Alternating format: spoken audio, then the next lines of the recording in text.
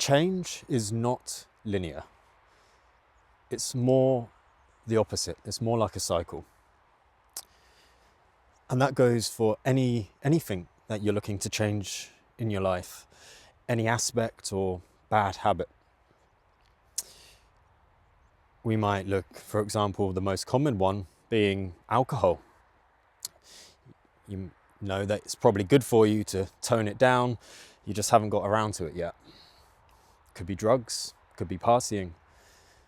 It could be lifestyle choices, diet, exercise, maybe. If we look internally at the internal changes that we want to make, we may be looking at our own thought processes, our worrying, anxiety, our fear of judgment, what people are thinking of us, so on and so forth. So we have external changes, our behavior, maybe even related to other people. It usually does relate to other people, the kind of things that we are participating in, as well as internal changes. How do we make the change? Or rather, what leads to more effective long-term change? It took me many years to figure out the answer to that question. And there's not really an answer. There's more of a understanding. This also goes hand in hand with some work, I say some, a lot of work that I've done with people to help them change their substance and alcohol use in the therapeutic work that I do.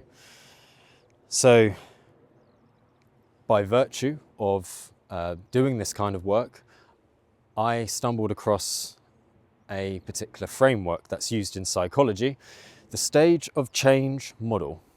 And you may have heard of it. If you probably have heard of it, this video won't be so exciting for you.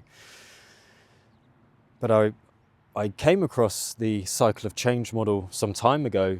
I had heard of it. I just never really applied it. I didn't have much of an interest in this particular theory, in this particular model, until I started applying it in the work that I do with people. So why would you want to change? Well, probably because the thing that you ought to change or would like to is causing you some harm in the long run, or there are consequences.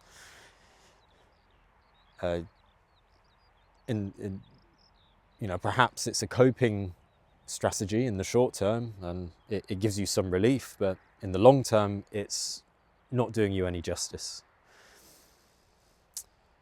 So what I would like to do is introduce the cycle of change model, and also some stage-specific strategies based on the model, and also from a book that's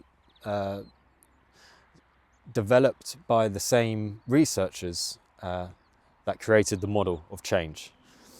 And I would recommend reading this book if you want to learn more about these particular strategies. But the idea is that you use a particular strategy, or or whatever the advice is, depending on where you are in terms of the stage of change. So if I'm giving you something, a strategy to use further on in the cycle, use it for that particular stage rather than at the earlier stage. That will make more sense in a moment. So the stage of change model. This is a cycle of stages. We don't start out in life at the same point of wanting to change, or we don't have the same motivation to change something in life. We actually find ourselves at different points within this cycle. At the very beginning, we have the pre-contemplation stage. And if you're a pre-contemplator, you just don't see there being a problem. As far as you're concerned, there is no problem. Other people are more the problem. They're nagging you, they're pushing you into change, doing something you don't want to do. You don't see any consequences, you don't acknowledge any need to change.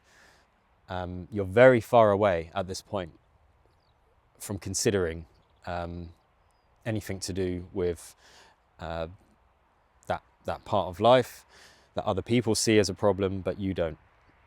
Then we have contemplation, and this is a step up. This is leveling up. This is where you start to develop awareness that there is a problem. You start to figure, actually, some of what people are telling you, your loved ones, it could be your parents, spouse, partner, whoever it is, you start to see there's some sense in what they're saying. And at this point, you're reflecting, you're contemplating your reasons to change. Not necessarily because of other people, not because of what other people are telling you to do, because you want to make the change for your own reasons. Maybe you've seen something in life, something significant has happened, perhaps to someone close to you. If we're looking, for example, at drugs and alcohol, it could be a close friend or someone that you've known for a long time. They've suddenly overdosed, and passed away. If that's unfortunate enough, if that's something unfortunate enough to have happened to you, that may be the perspective shift you've needed to start thinking differently about what you're doing in your life. What this is, we're taking things too far. I need to change this. I see the consequences. I see where this is leading. I don't want that for me. This has been my wake-up call. So for some people, the reason can be very immediate, very apparent, and significant. Other times, it takes time to develop these reasons. It doesn't happen overnight, and you have to have a genuine, and the reason has to be genuine. Again, not because you're being pushed into change or to do something about it, because for you recognize that there is a problem. Then we move into preparation. And preparation is where we begin to prepare, speaks for itself. We prepare emotionally, mentally, and physically. We start to gather information on the aspect of life, on the self-sabotaging behavior or habit, whatever it is you're looking to change. And again, that can be external. Those were examples of external changes you might want to make, but also internally. So you get some information on that thing. You start asking specific questions that you need to know to make the change, perhaps to educate yourself on why there needs to be change. What are the consequences of what you're doing? If it's smoking, for example, what's my risk of developing lung cancer? Like what is it in the cigarette? What is it about smoking that is dangerous? Same applies to alcohol. What is it doing to my liver? Why is it beneficial to moderate?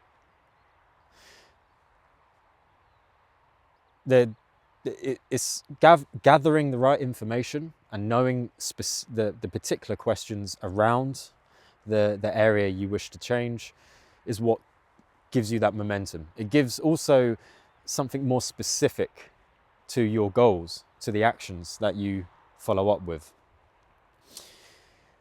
which leads us into the action stage. So once you've prepared, you've gained some more information, you've prepared you have a plan about what you need to do, you begin to make those actionable steps. There's tangible adjustments and changes you're making to life, to your habits. They may be related to that, to the change that you're making. They may be, maybe not. So to make that a bit more clear, if we're talking about your worry and intrusive negative thoughts and social anxiety, and going for a run, going to the gym at first may seem very unrelated, a very unrelated adjustment to make, or not really, it doesn't have much to do with that thing you're changing, with worry. On the surface it may seem like that, but actually it's realizing that doing things that you normally wouldn't do will benefit you in ways you did not anticipate. So going for the jog, doing the exercise, that's releasing energy in a way that you wouldn't normally release. For example, during time spent worrying, you're channeling it in a different way. And although you may not be doing CBT, something more focused with the worry, challenging the worrying thoughts and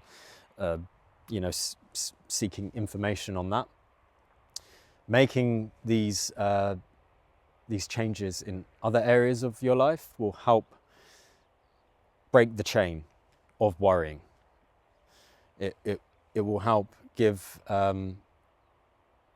it will provide you perspective in life, is what I'm trying to say, quite poorly. Rather than go back, lapse into the same habits, which tend to connect to each other. They tend to lead to, in the same direction. You sit about indoors, you're lethargic, you therefore have less energy, and then you find your mind wandering back to that worrying state. So it's about making those tweaks to life, those adjustments to life, doing new things, as well as working on the problem behavior itself. And maintenance is the final stage of change. And that's where we begin to maintain, in the long term, the change that we've set out to do. It's where we sustain those habits for many months, usually. Several months down the line, we find ourselves able to stick to what we said we would do. And for the most part, that's really difficult to do. For the most part, we sort of go back and forth in having the intention to change, having the sort of vague and plan to do so, but a week or two later, we're back to square one. So that's because we have not developed yet a more concrete plan, those actionable steps. We haven't situated ourselves in the cycle. We need to know, first of all, where we are in terms of the cycle, and then what are we going to do about it. So based on where you are at, you may identify already where you are in that cycle. What are the strategies you need to use? What do you need to be doing to meet that stage of change? As I said, if you're at the very beginning and you're a pre-contemplator, as far as you're concerned, there is no reason to change. There's no point asking information, gathering information about the problem behavior. There's no point forming a plan and doing, asking questions about it, say what you would do at the preparation stage. There's no point doing that at the very beginning, because you don't have the desire to do that, to change. So it's time wasted. And this is often what happens.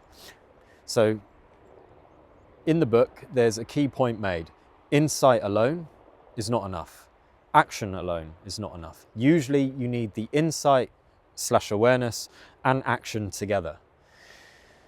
So a pre-contemplator that's being nagged or pushed into change, they will be very uncomfortable underneath, deep down in their heart of hearts. They will feel they're not ready to change, but they will commit to the action just because they're being told to do it. But it's empty action. And give it a couple of weeks, a month or so, that person will relapse back to where they were. again, because it's empty. There's no insight, there's no awareness. They have not their own reasons to make that commitment.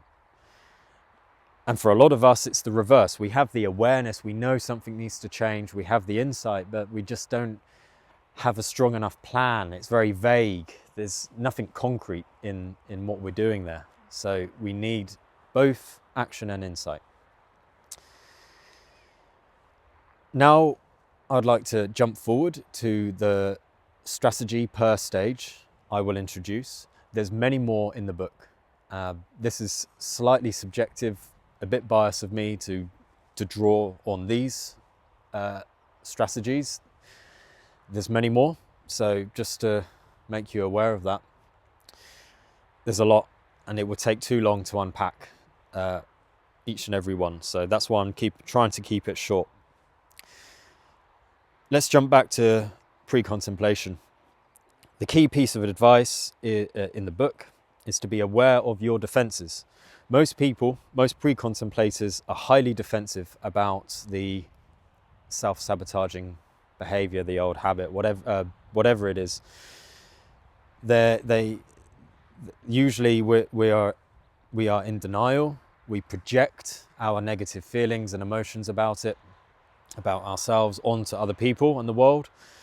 We rationalize about it. You know, I need to do this thing. I need to drink. I need to smoke. I need to indulge in my vices because work is stressful and life is hard. And this is my only relief. And we all need something, right? I love this. I love my carbs too much to work on to get into the gym. It's too big a sacrifice.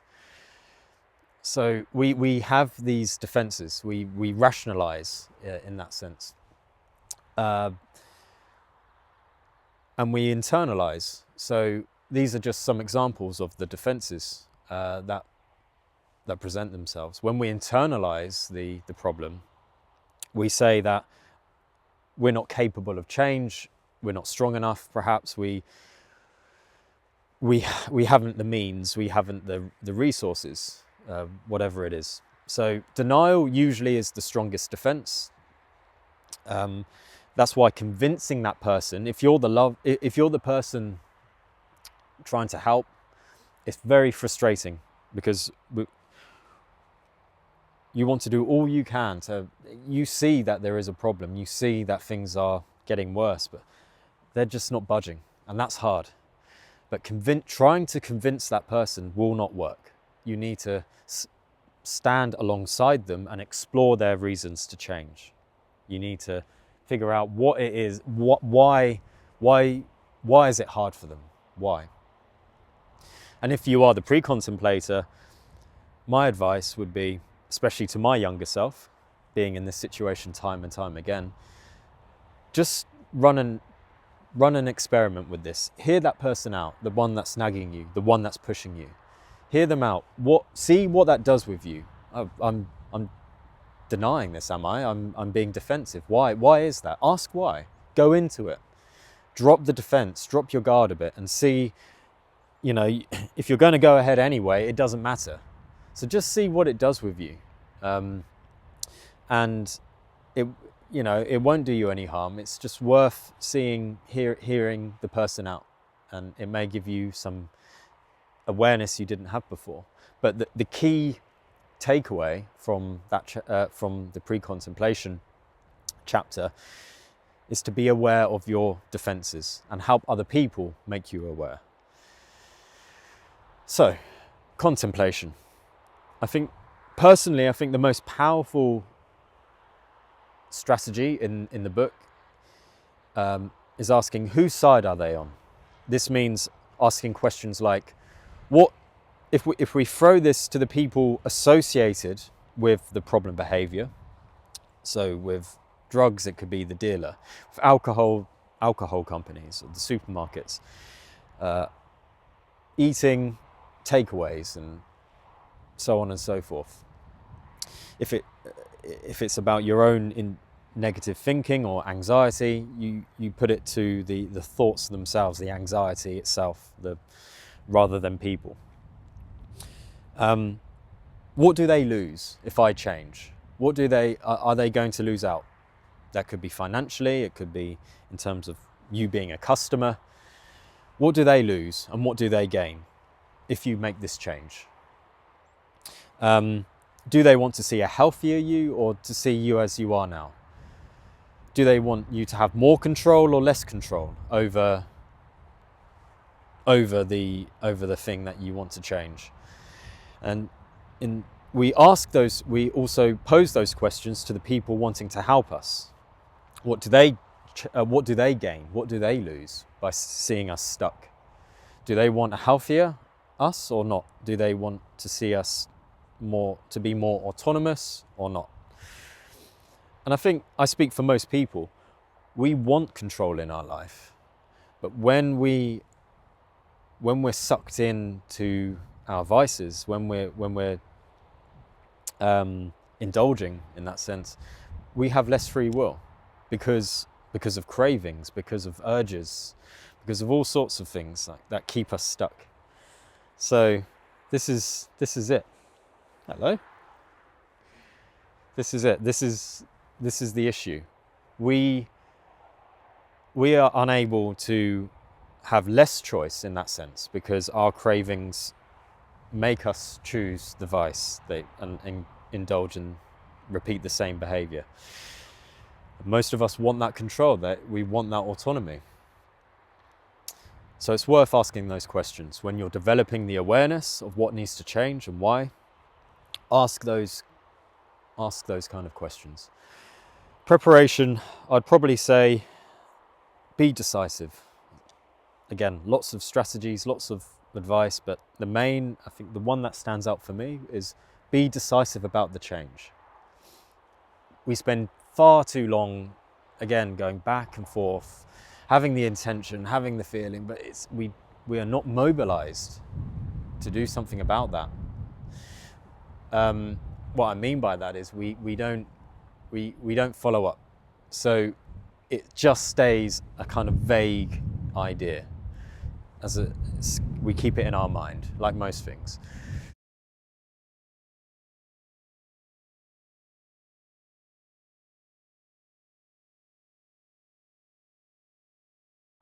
Is it the red pill or the blue pill? Wake up the next day as you are, and forget this ever happened, or go down the rabbit hole. So be decisive. I think we underestimate just how important that is. It frees us from staying stuck with doing nothing and just staying with the intention and moving forward into the action stage. Action, there's a lot of different strategies for action and they're more general. They don't apply to one particular area. But I would say probably the most important part of the action process is to weigh up the pros and the cons. It's when the pros or the advantages for change start to outweigh the setbacks or the disadvantages. If we're looking at smoking, then the cons of change, the setbacks will be perhaps you won't have that same buzz or that relaxation you get from smoking, that nice feeling that you get from it. Perhaps you'll be less inclined to go out with people who are also smokers, or where drinking and smoking go together. They may be some of the setbacks, but the gains, feeling healthier, not having that wheezy cough, not coughing all of the time, having the tar build up first thing in the morning, feeling crap, feeling, you have no, well, if you're a smoker, you will know those negative effects that you would prefer not to have, but here you are. It's a better you because you've knocked it on the head, so to speak. So you start to actually appreciate those gains more than the setbacks, and the pros outweigh the cons. That's the point.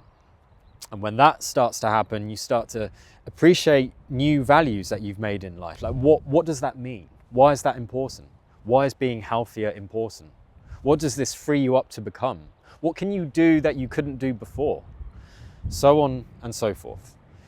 And then maintenance is where we begin to crystallize the change that we've set out to make. it becomes stable and it's long term. And this is really implicitly rewarding in and of itself, because we show to ourselves, we prove to ourselves, we can do that. We can make that change and stick to it and follow up. So I would say probably what's suggested in the book is to assess your self-efficacy. Self-efficacy.